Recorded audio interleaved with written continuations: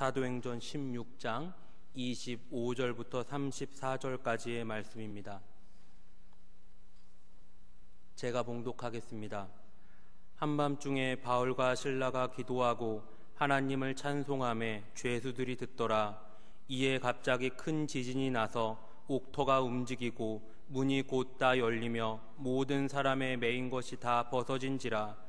간수가 자다가 깨어 옥문들이 열린 것을 보고 죄수들이 도망한 줄 생각하고 칼을 빼어 자결하려 하거든 바울이 크게 소리질러 이르되 내 몸을 상하지 말라. 우리가 다 여기 있노라 하니 간수가 등불을 달라고 하며 뛰어들어가 무서워 떨며 바울과 실라 앞에 엎드리고 그들을 데리고 나가 이르되 선생들이여 내가 어떻게 하여야 구원을 받으리까 하거늘 이르되 주 예수를 믿으라. 그리하면 너와 내 집이 구원을 받으리라 하고 주의 말씀을 그 사람과 그 집에 있는 모든 사람에게 전하더라. 그 밤 그 시각에 간수가 그들을 데려다가 그 맞은 자리를 씻어주고 자기와 그 온 가족이 다 세례를 받은 후 그들을 데리고 자기 집에 올라가서 음식을 차려주고 그와 온 집안이 하나님을 믿음으로 크게 기뻐하니라. 바울과 실라가 빌립보에서 복음을 전하고 하나님의 일을 하다가 감옥에 갇힙니다. 감옥에 갇혀서도 바울과 실라는 기도하고 찬송하고 또 그 중에 옥문이 열립니다.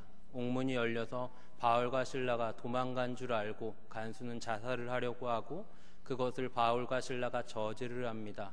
그리고 나서 간수와 그 가족들은 기독교 신앙을 받아들이고 회심하게 되고 다음날 바울과 실라는 풀려나게 됩니다. 그리고 풀려나면서 바울과 실라는 자신들이 로마 시민권자임을 밝히고 그들은 당황하게 되지만 정중하게 나와서 부탁하고 바울과 실라는 그곳을 떠나게 되는 이야기입니다.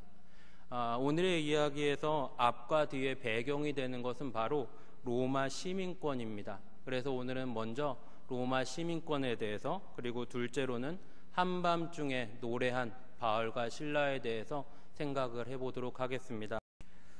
본문의 바로 앞에 바울과 실라는 귀신 들려 점치는 여종을 만납니다. 귀신 들려서 점을 치는 여종인데 수익이 좋았던 것 같습니다. 여종이 귀신이 들려서 점을 치게 됩니다. 사람들에게 돈을 받고 점을 치는데 그때나 지금이나 점을 친다라고 하면 많은 사람들이 몰렸던 것 같습니다. 그 수익은 고스란히 주인에게 돌아왔고 주인과 그 동네 사람들은 그 지역에 있는 사람들은 모두가 그것에 불만이 없었습니다. 그런데 이것은 세상의 모습입니다. 세상은 귀신과 악과 죄와 사탄과 공존할 수 있습니다. 같이 살 수 있고 거기에 어떤 불편함도 느끼지 않습니다. 그러나 하나님의 사람이 바울과 실라가 빌립보에 옵니다. 하나님의 사람이 오니까 하나님의 사랑과 귀신은 하나님과 사랑과 악의 세력은 공존할 수가 없는 겁니다. 같이 살 수가 없는 겁니다. 같이 살 수가 없게 되니까 어떻게 합니까? 바울이 예수님의 이름으로 여종 안에 들려있던 귀신을 쫓습니다. 이 일이 영적으로 봐도 세상적으로 봐도 그 누구에게 손해가 아니고 이로운 일입니다. 영적으로 보면 하나님의 승리요, 세상적으로 봤을 때에는 아팠던 한 사람이 나음을 얻은 겁니다. 깨끗하게 치유를 얻은 거고 회복을 얻은 것이고 이제 정상적으로 살아갈 수 있는 그런 기쁨이 주어진 일입니다. 그런데 여종의 주인의 모습은 그렇지가 않습니다. 지금까지 여종이 점을 쳐서 얻은 수익들이 적지 않았던 겁니다.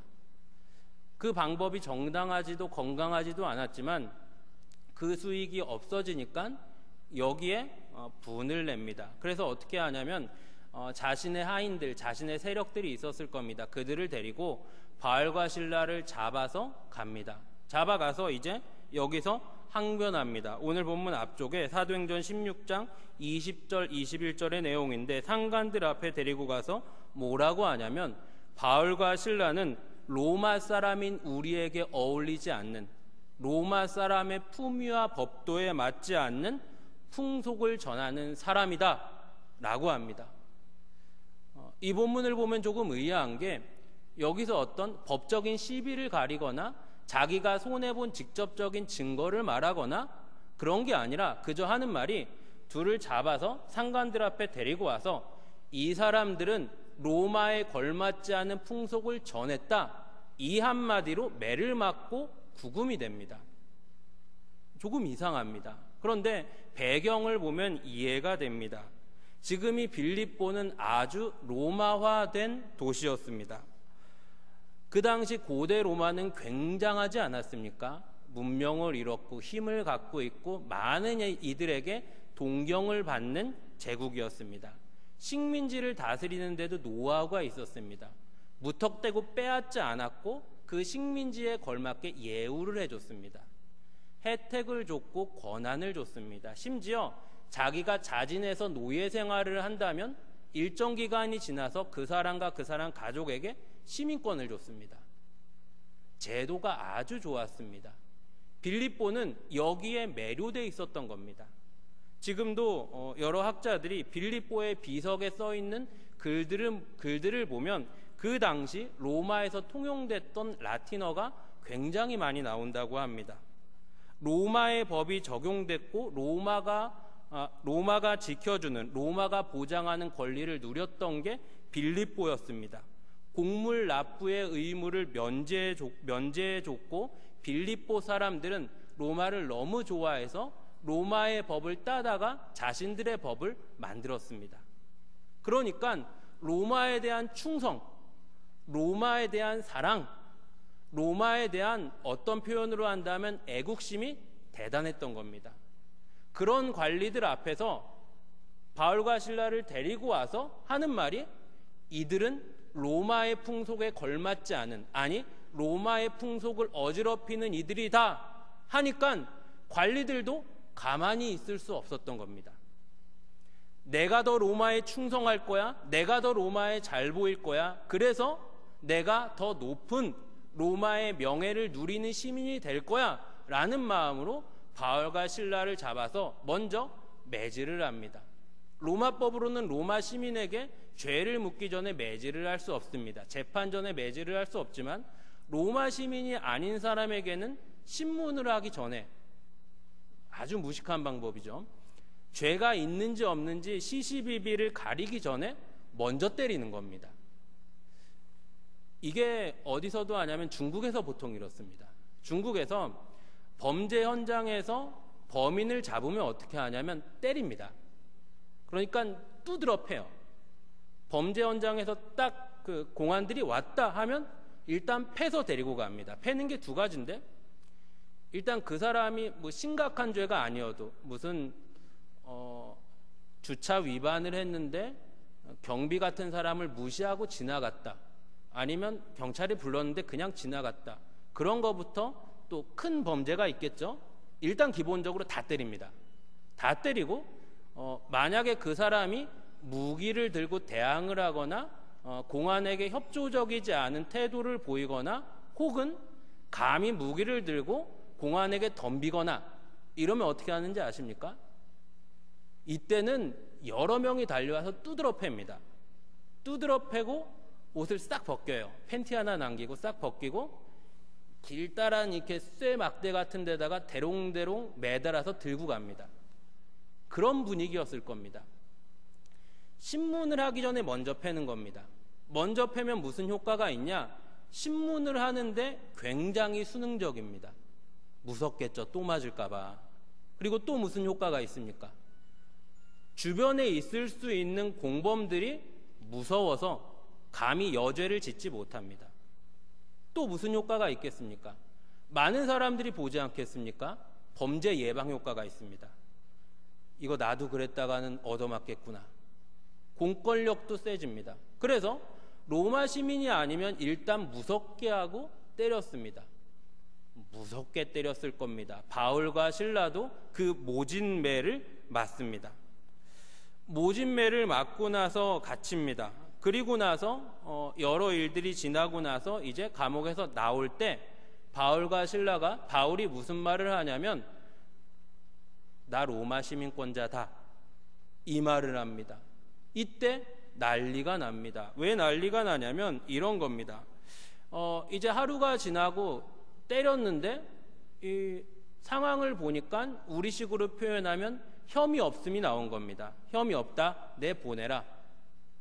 하층민 같으면 이게 아무 문제가 안 되니까 내보내면 되는데 바울이 청천벽력 같은 말을 하는 겁니다. 나 로마 시민인데 그냥 나가라고?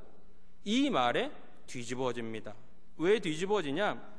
그 당시에 죄 없는 로마 시민을 부당하게 때리거나 혹은 제대로 된 절차와 법칙을 거치지 않고 로마 시민을 가뒀다라고 하는 건 최소한 실무자는 파직입니다. 그리고 상황이 더 안 좋아지면 빌립보시 전체가 로마에게 받는 혜택들, 특권들이 끊어질 수 있는 겁니다. 더 무섭게 가면 식민지로서, 그러니까 막 뺏는 식민지가 아니라 로마에게 혜택을 받는 식민지의 권한이 없어질 수도 있는 겁니다. 그러니까 아주 난리가 납니다. 그래서 우리가 잘 아는 이 사건이 발단부터 마무리까지 한 가지 때문에 일이 일어났고 한 가지 때문에 일이 끝납니다. 바로 로마 시민권입니다. 로마 시민권. 로마를 위해서 바울과 실라를 때리고 옥에 가뒀고, 그런데 정작 로마 시민인 바울과 실라 앞에서는 두려워 떨어야 하는 게 지금 이들의 모습인 겁니다. 아이러니하죠. 자기들은 로마를 위한다, 자기들은 로마를 사랑한다, 로마에 충성한다 라고 하면서 이 일을 저질렀는데 결국은 로마 시민 한 사람 앞에 두려워 떨고 눈치를 보고 목숨을 구걸해야 되는 상황이 와버린 겁니다. 문득 드는 생각은 지금 나라를 생각한다고 하는 사람들의 행태가 이렇습니다. 나는 나라를 사랑한다. 이거는 나라를 위한 일이다. 이건 나라를 위해서 이렇게 해야 한다. 나 아니면 우리나라 안 된다. 라고 말은 하는데 마치 여종이 나음을 얻어서 기뻐해야 하는데 그게 아니라 바울과 실라를 데리고 와서 상관들에게 따지고 있는 주인의 모습 같습니다. 어떻습니까? 상관들에게 바울과 실라를 데리고 와서 따질 때는 그럴싸한 말을 합니다. 명분을 말하고 대의를 말하고 아름다운 표현을 씁니다. 이 사람들 때문에 로마의 풍속이 어지럽혀진다. 하지만 그 안에는 무슨 마음입니까? 내 이기심 때문입니다. 내 공명심 때문입니다. 내 욕심 때문입니다. 지금 우리가 살아가는 시대의 모습이 멋진 말을 하고 공감받는 말을 하고 내가 나라를 위한다라고 하는데 그 사람들의 많은 모습에는 뭐가 보이냐? 정말 나라를 위하는 게 아니라 내 출세, 내 욕심, 내 이기심이 난무하는 게 지금 우리 시대의 모습인 겁니다. 반대로 바울과 실라의 모습은 어떻습니까? 귀신을 쫓아줬습니다. 억울하게 옥살이를 했습니다. 간수가 자기 목숨을 끊으려고 하는데 달려와서 목숨을 건져줍니다. 그리고 자기에게 실수한 이들, 로마의 위대한 일을 한다고 생각하는 이들을 덮어줍니다. 그들에게 금품을 요구하지 않고 그들에게 물리적인 해를 하지 않고 조용히 떠나줍니다. 바울과 실라를 상관들 앞에 데리고 와서 고발했던 로마 사람, 로마를 위해서 일한다고 바울을 가두고 때렸던 로마 사람, 이들보다 바울과 실라가 더 로마를 위하고 더 로마의 득이 되고 더 로마를 이롭게 하는 겁니다. 나라를 사랑하는 국민의 모습, 나라를 사랑하는 성도의 모습, 우리의 모습 어떤 모습입니까? 세상에서는 안 믿는 사람이, 세상에서는 복음을 모르는 사람들이 나라를 위한다라고 하지만 나라를 위해 기도하고 나라를 위해 아파하고 나라를 위해 참고 인내하는 우리가 더 나라를 사랑하는 사람입니다. 두 번째로는 한밤중에 이들이 부른 찬송을 보려고 합니다. 특별히 빌립보 감옥에서 한밤중에 찬송하고 기도합니다. 한밤중에 바울과 실라는 매를 맞고 감옥에 갇힙니다. 추정하기는 매를 맞고 감옥에 갇혔다가 많이 맞고 탈진 상태에서 깬 게 한밤중이었을 거다라는 추측도 있고, 아니면 그냥 자연스럽게 밤중에 찬송하고 기도했을 거다라는 추측도 있습니다. 하지만 분명한 건 모진 매를 맞았을 겁니다. 모진 매를 맞고 몸 여기저기가 찢기고 헐고 피가 납니다. 그런데 한밤중에 찬송하고 기도합니다. 이 소리가 얼마나 큰지 오간에 가득합니다. 그러다가 지진이 일어나는데 정말 이 지진은 하나님이 일으키셨다는 게 위는 무너지지가 않습니다. 천장이 무너지면 다 죽는데 천장은 멀쩡하고 옥문만 열리고 이들을 결박하고 있던 것만 풀어지는 지진이 일어납니다. 큰 지진인데 천장은 멀쩡하고 문이 열리고 결박만 풀어지는 지진이 일어납니다. 놀랍죠? 그 지진이 일어나는데 이제 간수는 방심하고 자고 있습니다. 지진이 일어나니까 깼습니다. 자다가 깨서 딱 보니까 옥문이 다 열린 겁니다. 어떻습니까? 아차, 다 도망갔겠구나. 다 도망갔겠구나. 빠르게 생각을 합니다. 간수가. 무슨 생각합니까? 자기 자신을 생각하죠. 간수가 지키고 있는데 옥문이 열려서 죄수가 다 도망을 갔다. 그 당시 법에 의하면 뭡니까? 방조죄입니다. 아니면 한통속이라고 오해받을 수 있습니다. 일단 죽는 건 확실한 겁니다. 일단 사형이고, 사형당하기 전에 신문을 당할 겁니다. 고문을 할 겁니다. 한통속이지 배우가 어디냐, 어디로 도망갔냐, 누구 사주를 받았냐. 그리고 조금 더 나쁘게 생각하면 가족들의 안전까지도 보장하지 못합니다. 그런데 자살을 하면 어떻습니까? 죽이고 갔구나. 한통속은 아니구나. 우리식으로 따지면 그래도 연금은 나오고 그래도 가족들의 명예는 훼손되지 않는 겁니다. 부들부들 떨면서 칼을 꺼냅니다. 자기 목을 향합니다. 부들부들 떨면서 이제 죽으려고 합니다. 이때 바울이 소리를 지릅니다. 멈춰라. 멈춰라. 아무도 안 도망갔다. 등불을 비춰보니까 다 그대로 있습니다. 이때 간수가 자복합니다. 엎드러집니다. 내가 때렸던 사람인데, 내가 가뒀던 사람인데, 내가 괴롭힌 사람인데 그 사람이 나를 위해서 도망가지 않고 있다고? 모든 사람이? 이때부터 간수는 바울과 실라를 대하기를 예수님 대하듯 합니다. 예수님 대하듯 합니다. 그들을 모셔서 자기 집으로 모셔서 깨끗이 씻기고 먹을 것을 대접합니다. 그리고 마치 예수님 앞에 영생을 묻는 것처럼 선생님들이여 어떻게 해야 됩니까? 뭘 어떻게 하냐? 어떻게 해야 됩니까? 당신들은 알지 않습니까?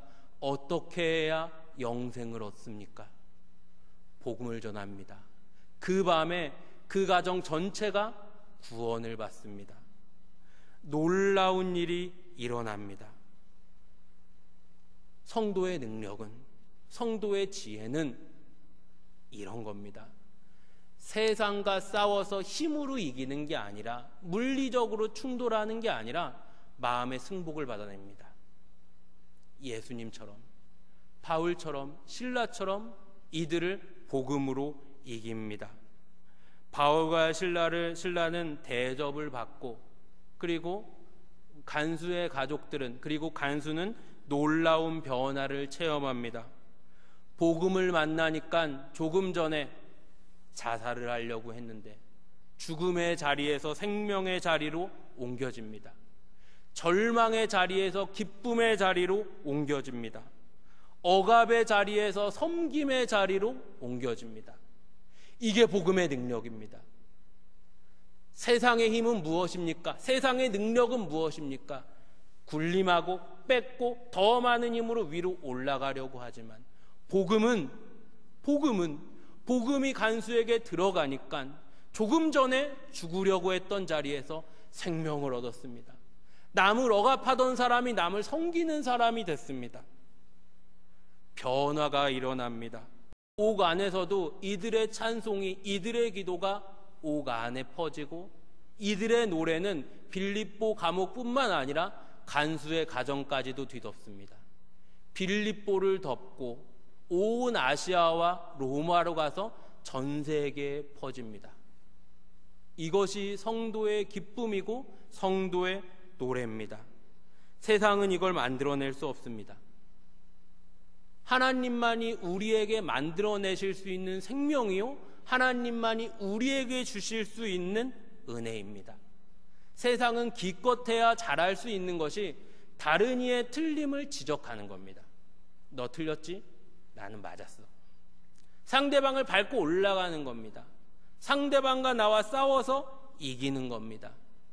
선도, 옳음도, 바람직한 모습도 찾아볼 수 없고, 한시적으로 흉내내고 따라할 수 있지만 완전한 선을 만들어낼 수가 없습니다. 그러나 우리 예수님은 우리에게 생명 주시고 풍성히 주십니다. 주님 우리에게 주신 사랑이, 주님 우리에게 주신 은혜가 너무나 커서 우리는 세상을 이깁니다. 하나님 우리에게 베푸신 사랑이, 하나님 우리에게 주신 새 생명이, 하나님 내 죄를 가려주시고 덮어주신 그 긍휼이 얼마나 큰지 모릅니다. 나를 용서하신 그 깊으신 은혜가 얼마나 깊은지 모릅니다. 하나님 나를 가려주신 그 넓은 사랑이 얼마나 광활한지 모릅니다. 이 은혜로 우리가 살았습니다.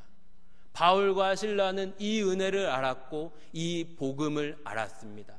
그랬기에 노래할 수 있었고, 그랬기에 참아줄 수 있었고, 그랬기에 기다려줄 수 있었습니다.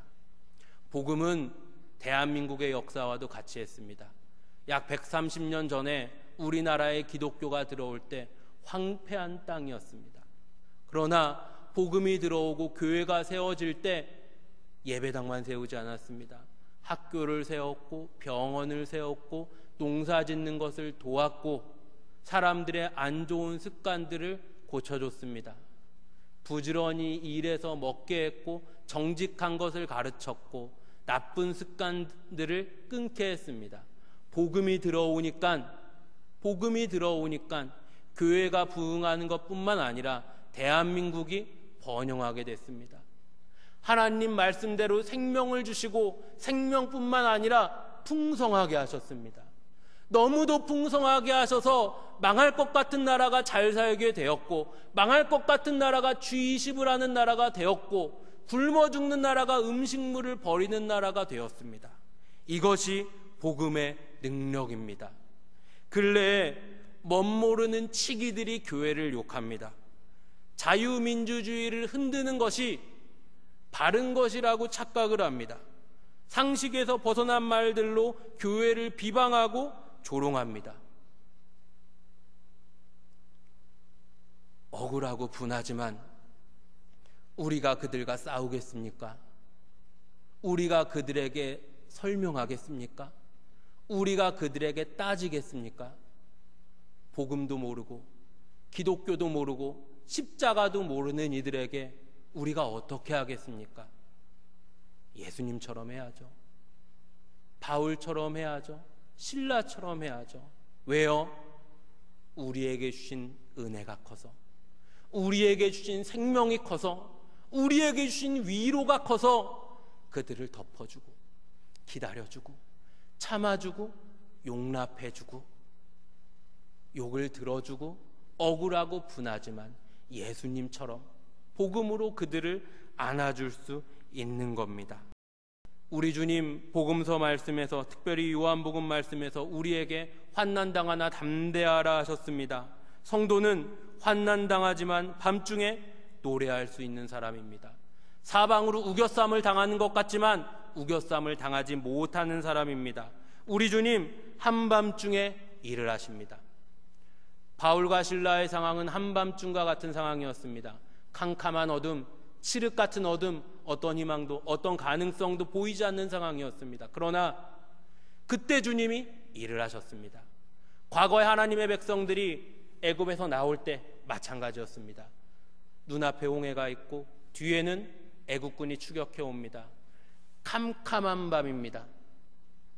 어디에도 가능성도 희망도 보이지 않습니다. 그러나 그 어두운 밤에 우리 주님은 홍해를 가르시고 따라오는 애국군대를 죽여버리셔서 모든 원수를 멸하시고 우리에게 새 생명을 주셨습니다. 예수님 십자가 사건은 어떻습니까?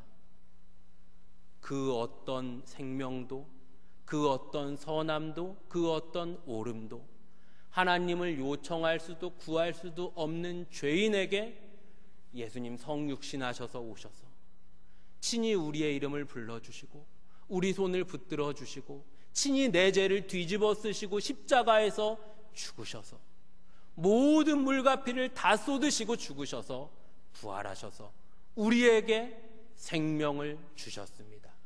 그 옛날 홍해를 가르시고 그들에게 새 노래를 주신, 기쁨의 노래를 주신 주님께서 우리에게 영생의 부활을 주셨습니다. 캄캄한 어둠에 놓인 것과 같은 어려운 상황 속에 계십니까?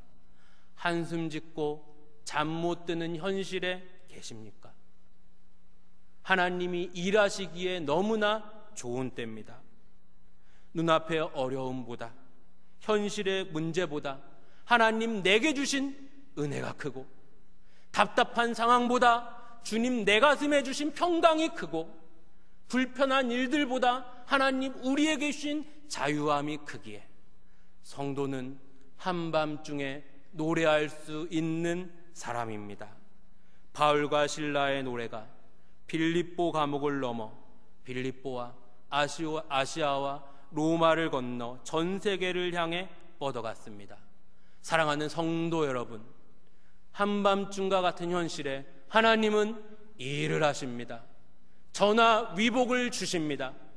눈앞에 있는 걸림돌이 디딤돌이 되게 하시고 우리에게 동일한 사랑, 동일한 은혜로 우리를 붙드시고 단 한 번도 방임하지 않으시고 단 한 번도 포기하지 않으시고 지금까지 단 한 번도 못 본 척하지 않으셨던 하나님의 사랑이 우리의 일상에 일어납니다. 주신 은혜에 감격하여 하나님을 찬양하는 우리의 노래가 가정과 교회와 명지학원과 이민족과 전 인류를 향해 뻗어가기를 간절히 바랍니다.